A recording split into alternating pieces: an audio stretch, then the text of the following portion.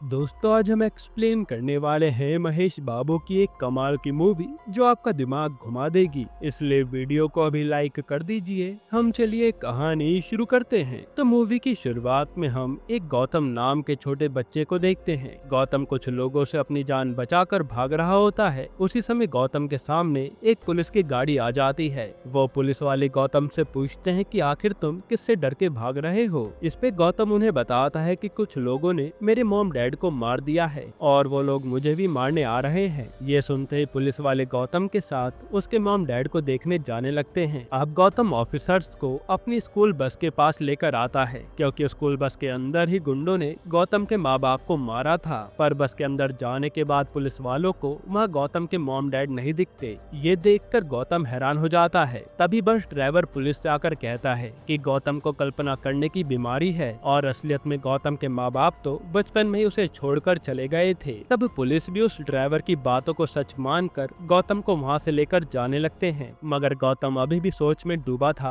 कि आखिर उसके माँ बाप गए कहाँ। इतने में गौतम की नींद खुल जाती है। असल में गौतम ये सब कुछ अपने सपने में देख रहा था और हर रात गौतम के ख्वाबों में यही सपना आकर उसे डराया करता है। फिर हमें पता चलता है कि गौतम एक बहुत फेमस सिंगर है। जिसके बाद गौतम अगले दिन एक जगह पर अपना कॉन्सर्ट कर रहा होता है और गौतम के कॉन्सर्ट में समीरा नाम की एक जर्नलिस्ट भी आई होती है। लेकिन कॉन्सर्ट के बीच में गौतम को एंटोनियो नाम का एक गुंडा दिखाई देता है, जो वही आदमी था जिसने गौतम के माँ बाप को मारा था। इसलिए गौतम जल्दी से एंटोनियो का पीछा करने लगता है और काफी कोशिश के बाद गौतम एंटोनियो को पकड़ लेता है। जिसके बाद इन दोनों के बीच में लड़ाई होने लगती है और आखिर में गौतम एंटोनियो को जान से मार डालता है। फिर एंटोनियो को मारने के बाद गौतम का बदला पूरा हो गया था। इसी वजह से वो पुलिस के सामने जाकर पूरी तरह सरेंडर कर देता है। तब पुलिस स्टेशन में इंस्पेक्टर मोहन गौतम को अरेस्ट करके बहुत खुश होता है, क्योंकि एक खूनी को अरेस्ट करने के बदले में मोहन को प्रमोशन मिल जाएगा।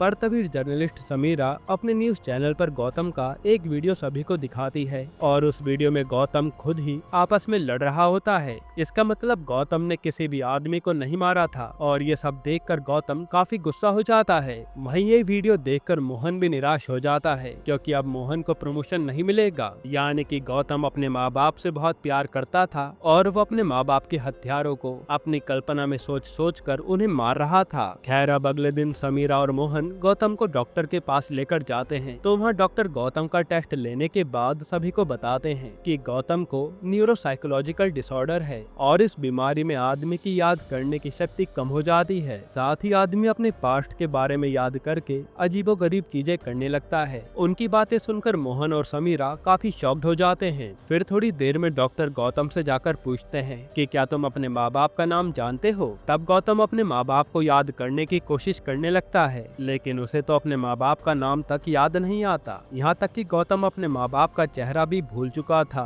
इस पे डॉक्टर उसे कहते हैं कि ये सब तुम्हारी सिर्फ कल्पना है और तुम्हें अपने माँ बाप को भूलकर आगे बढ़ना चाहिए। पर गौतम को डॉक्टर की बातों पर यकीन ही नहीं होता। फिर गौतम उन्हें ये कहकर चला जाता है कि मेरे माँ बाप को असलियत में मारा गया था और मैं उनके कातिलों से बदला लेकर जरूर रहूंगा। दूसरी तरफ हम एंटोनियो को देखते हैं, जो श्याम नाम के एक साइंटिस्ट को धमका रहा होता है, क्योंकि श्याम के पास एंटोनियो के खिलाफ काफी सारे सबूत थे और एंटोनियो के खराब प्रोडक्ट के कारण बहुत सारे लोगों की जान जा रही थी। इसलिए श्याम एंटोनियो से कहता है कि मैं तुम्हारे बारे में सभी लोगों को बता दूंगा और तुम्हारी कंपनी भी बंद करवा दूंगा। ये सुनकर गुस्से में एंटोनियो श्याम को जान से मार डालता है। यहाँ रात के समय गौतम अपने कमरे में बैठकर कुछ सोच रहा होता है। तभी गौतम देखता है कि कुछ लोग चोरी चुपके से उसके घर में घुसने की कोशिश कर रहे थे। ये देखते ही गौतम जल्दी से उन लोगों की फोटो खींचने लगता है। इतने में वो लोग गौतम के कमरे में आकर गौतम पर हमला कर देते हैं, मगर यहाँ गौतम उन सभी को मार मार कर घर से भगा देता है। फिर ये सारी बात गौतम कॉल पर इंस्पेक्टर को बताता है। पर जब इंस्पेक्टर गौतम के घर में जांच पड़ताल करने आते हैं तो गौतम इंस्पेक्टर को उन गुंडों की फोटो दिखाने के लिए कैमरा लेने जाता है, लेकिन काफी ढूंढने के बाद भी उसे अपना कैमरा नहीं मिलता। ये देखकर गौतम काफी ज्यादा परेशान हो जाता है। इसके बाद वो पुलिस वाला गौतम से कहता है कि तुमने जरूर उन गुंडों को अपने सपने में मारा होगा।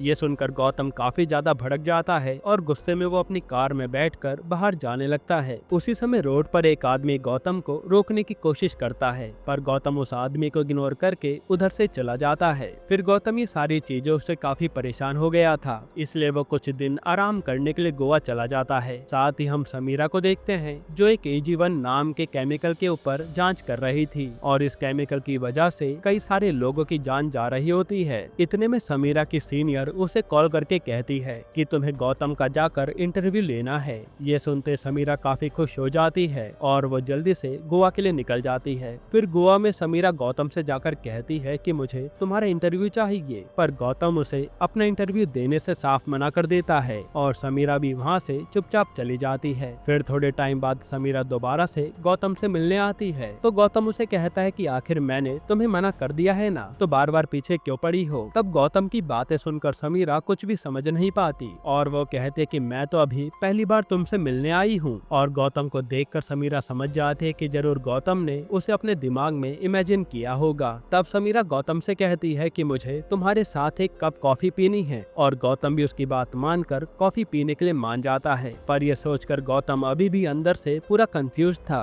कि क्या उसने सच में समीरा को इमेजिन किया था। अब शाम के समय गौतम समीरा के साथ कॉफी पीने के लिए बीच पर आता है तो समीरा उससे कहते कि कॉफी पीते पीते मैं तुम्हारा इंटरव्यू लेना चाहती हूँ। इस पे गौतम गुस्से में कहता है कि मैंने सिर्फ कॉफी पीने के लिए हाँ कहा था और मैं तुम्हें कोई इंटरव्यू देने नहीं वाला। जिसके बाद समीरा वापस से चुपचाप वहाँ से उठकर चली जाती है। पर जाने के कुछ ही देर बाद समीरा दोबारा से गौतम से मिलने आती है और इस बार समीरा ने कोई दूसरी ड्रेस पहनी हुई थी। तब गौतम भी समीरा को वापस से देखकर काफी टेंशन में आ जाता है और गौतम इस बार समीरा को टच करके चेक करता है कि आखिर वो असली है या नकली। इतने में गौतम को बीच पर एंटोनियो दिखाई देता है और गौतम एंटोनियो का पीछा करने लगता है, पर एंटोनियो तब तक वहाँ से चला जाता है। दूसरी तरफ हम समीरा को देखते हैं और यहाँ हमें पता चलता है कि समीरा गौतम को जानबूझकर बेवकूफ बना रही थी। असल में समीरा अपने कपड़े बार बार चेंज करके गौतम के पास आ रही थी, जिससे गौतम को खुद पर शक होने लगा था कि कहीं उसे सच में कल्पना करने की बीमारी तो नहीं है। अब अगले दिन समीरा गौतम से मिलने जाती है, पर इस बार वो समीरा पर ध्यान ही नहीं देता क्योंकि गौतम को अभी भी शक था कि जरूर उसे समीरा कल्पना में दिखाई दे रही है। मगर समीरा उसे कहती है कि मैं तो तुम्हारे सामने असलियत में हूँ। इसलिए गौतम कंफर्म करने के लिए समीरा की तरफ उंगली दिखाकर बाकी लोगों से पूछता है कि क्या आप लोगों को वो लड़की दिखाई दे रही है। इस पे वो लोग भी हाँ में जवाब देते हैं। तब उनकी बातें सुनने के बाद गौतम को यकीन हो जाता है कि समीरा उसकी कल्पना नहीं है। वहीं पर गौतम को एंटोनियो दिखाई देता है, लेकिन समीरा गौतम से कहती है कि जरूर तुमने वापस से एंटोनियो को कल्पना में देखा होगा। इसलिए गौतम भी शांत हो जाता है। फिर रात में गौतम और समीरा बीच पर घूम रहे होते हैं। उसी समय गौतम को वापस एंटोनियो दिखाई देता है और इस बार गौतम एंटोनियो को मारने के लिए उसका पीछा करने लगता है। इतने में गौतम के सामने एकदम से एंटोनियो आ जाता है और वो उसे कहता है कि तुम मुझे मारने की बहुत कोशिश कर रहे हो, पर तुम मुझे कभी मार नहीं पाओगे। इतना कहते ही एंटोनियो गौतम के ऊपर गन तान देता है। तब गौतम गुस्से में एंटोनियो को जान से मारने वाला होता है। तभी समीरा गौतम से चिल्लाकर कहती है कि क्या तुम मुझे मार ही डालोगे। असल में इस बार भी गौतम एंटोनियो को सिर्फ कल्पना में महसूस कर रहा था और गलती से उसने एंटोनियो के बदले समीरा को मारने की कोशिश की थी। फिर समीरा गौतम के साथ इसी बात को लेकर काफी बहस करने लगती है, मगर गौतम समीरा को नींद की दवाई पिलाकर उसे बेहोश कर देता है। जिसके बाद गौतम समीरा को उठाकर अपनी बोट में ले आता है और समीरा को अपनी ही बोट में सुला देता है। फिर गौतम सोचने लगता है कि क्या सच में अभी तक उसने सब कुछ कल्पना में किया था, क्योंकि गौतम ने असलियत में अपने माँ बाप के कातिलों को देखा था, पर उसकी बात पर कोई भी विश्वास करने के लिए तैयार नहीं था।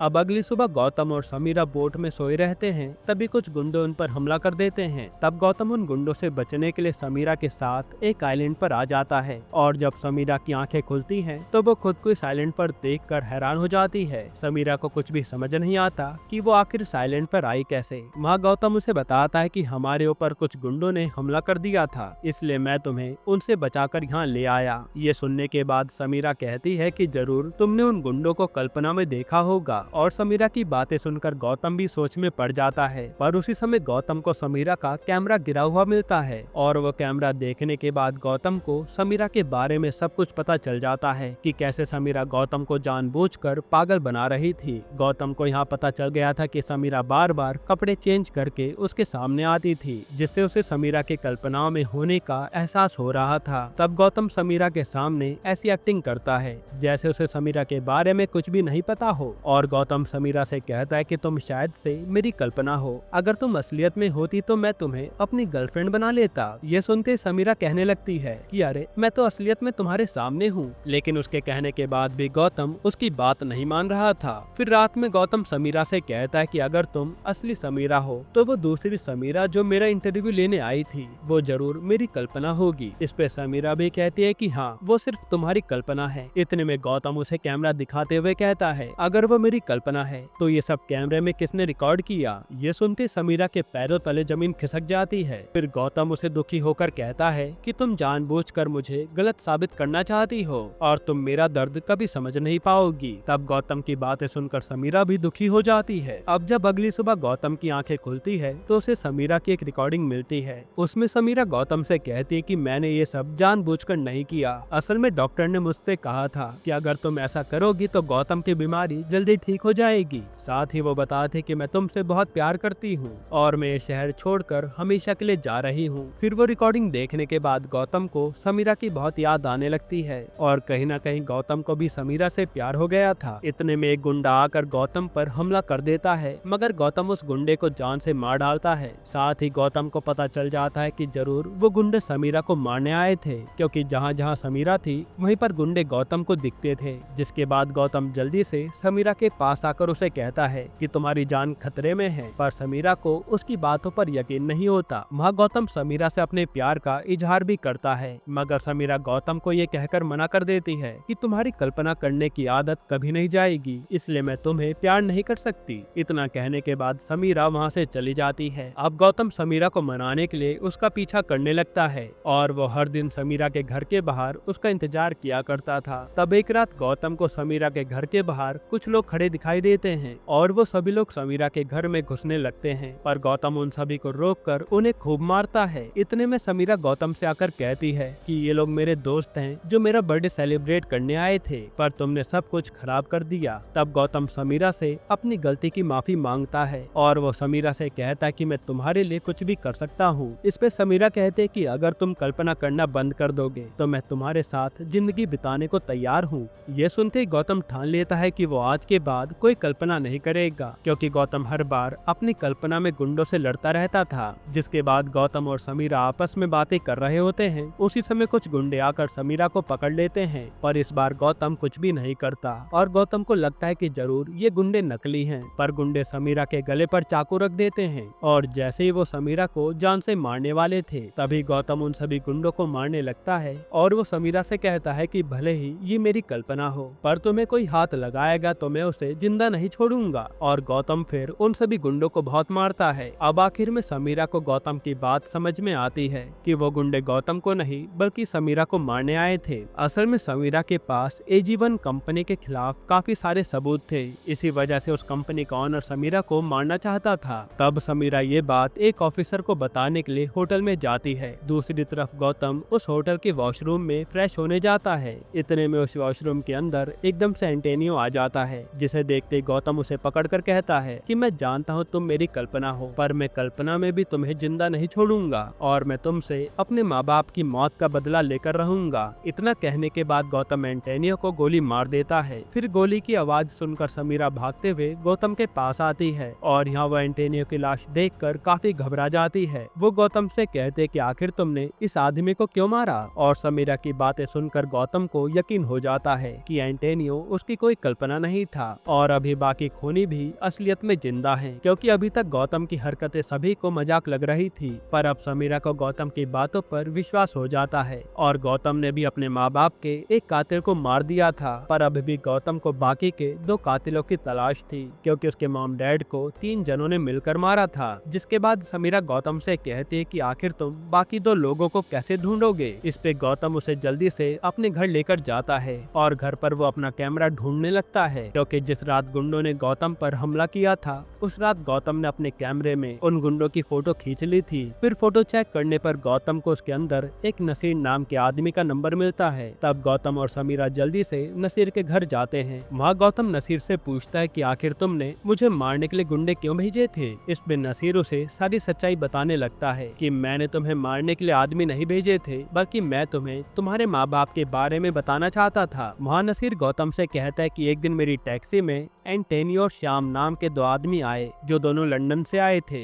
लेकिन नसीर को पता नहीं था कि एंटोनियो और श्याम किसी आदमी का खून करने जा रहे हैं। और जब गौतम अपने अपने माँ बाप के साथ स्कूल बस में बैठा होता है, तभी एंटोनी और श्याम गौतम के माँ बाप पर हमला करके उन्हें मार डालते हैं। और उस बस के ड्राइवर भी एंटोनी और श्याम से मिले हुए थे, इसलिए जब तक गौतम पुलिस को बुलाने जाता है तब तक वो दोनों ड्राइवर गौतम के माँ बाप की लाश को छुपा देते हैं और आखिर में वो गौतम के माँ बाप की लाश को कब्रिस्तान में जाकर गाड़ देते हैं। ये सब सुनकर गौतम काफी दुखी हो जाता है और फिर वो उस चर्च में जाकर अपने माँ बाप को काफी याद करके रोने लगता है। फिर नसीर गौतम को उसके पापा की आखिरी निशानी देता है और गौतम के पापा ने मरने से पहले नसीर को एक रूबिक क्यूब दिया था। उस रूबिक को देखकर गौतम भी सोच में पड़ जाता है कि आखिर ये है क्या, जिसके बाद गौतम सोच लेता है कि वो लंदन जाकर श्याम के बारे में पता करेगा, क्योंकि वो तो लंदन से ही आया था। इसलिए गौतम लंदन जाने की तैयारी करने लगता है। तब समीरा भी कहते कि मैं भी तुम्हारे साथ चलूंगी, लेकिन गौतम उसे मना कर देता है कि वहाँ तुम्हारी जान को खतरा होगा और मैं तुम्हें खोना नहीं चाहता। पर समीरा तो जिद बांध लेती है और गौतम को भी उसे साथ ले जाना पड़ता है। अब समीरा और गौतम लंदन आ जाते हैं और वहाँ एयरपोर्ट पर गुलाब नाम का आदमी गौतम को पिक करने आता है। फिर जब ये लोग एयरपोर्ट से जा रहे होते हैं, उसी समय नवीन नाम का आदमी गौतम से सेल्फी लेने आता है, पर गौतम उसे इग्नोर करके वहाँ से जाने लगता है। फिर जब गौतम, समीरा और गुलाब कार से जा रहे होते हैं, तभी रास्ते में एक ट्रक की उनसे टक्कर हो जाती है और उस एक्सीडेंट में गौतम और समीरा को काफी चोटें आती हैं। तब गौतम सोच में पड़ जाता है कि आखिर उन्हें मारने की कोशिश किसने की होगी। उधर गुलाब गौतम से कहता है कि आपको माइकल नाम के एक आदमी से मिलना चाहिए, उसको लंदन के सभी डॉन के बारे में पूरा पता है। तब गौतम भी उसकी बात मानकर माइकल से मिलने उसके घर जाता है, मगर माइकल से बात करने से पहले ही एक आदमी गौतम के सामने माइकल को जान से मार डालता है। फिर गौतम उस आदमी का पीछा करने की बहुत कोशिश करता है, पर वो चाहकर भी उसे पकड़ नहीं पाता। और अब माइकल की मौत के बाद गौतम घर में काफी टेंशन में बैठा हुआ था, क्योंकि माइकल ही गौतम का